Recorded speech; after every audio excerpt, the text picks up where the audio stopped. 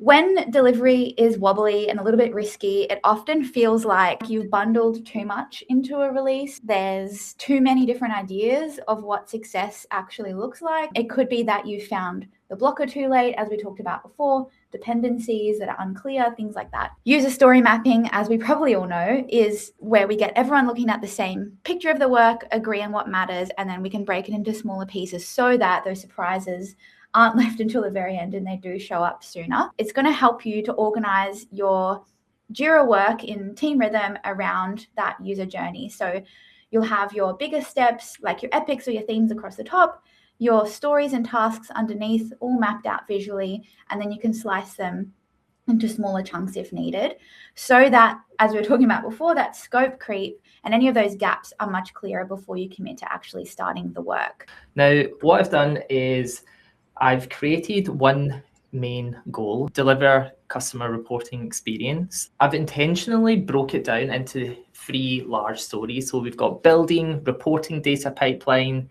creating reporting UI, secure reports with authentication. So we've got one clear goal, we've got a few big stories, and a lot has been unsaid. I've been pretty vague with these big stories, but we know that there are risks in here, there's edge cases that I'm not thinking about, hidden assumptions. Let's just take one for example, create a reporting UI. What other stories or what am I not thinking about? How can we split this? But what we're doing is we're now going ahead and we're de-risking that delivery. All right, we'll go ahead and do another one. That's going to be a big one. All right.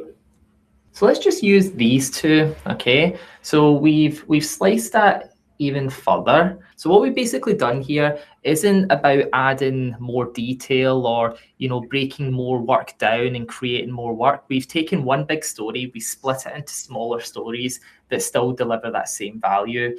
But what we're doing is we're making those risks more visible now, and that's essentially what TeamRhythm will do. Now, nothing about the goal has changed. We're still going to be delivering the same outcome. What we've done here is we've just gone ahead and we've reduced uncertainty. I think it's really important is the ability to have those dependencies. Dependencies are really important. What TeamRhythm does really well is we allow you to go ahead and add those dependencies. Now, if I go ahead and click on this work item, so we use this one, for example. Now, you'll notice that this is a Jira native work item, something that you've probably used to in the past. And what I'm going to do is I'm going to go ahead and block this into, okay, let's just hope that this one is on this board. Yes. Oh, yes. Okay.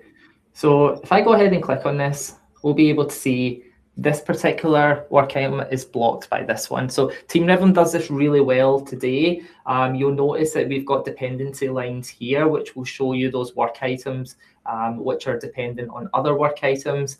And again, you have the option to go ahead and change what this looks like. So if I bring this here, or if I pull this up here, this should turn to a green dependency. All right, so it's become healthy. User story mapping really helps us to get a better shared picture of what's going on with the work, the dependencies, the slices we want to deliver, just to reduce that risk before we actually start the work.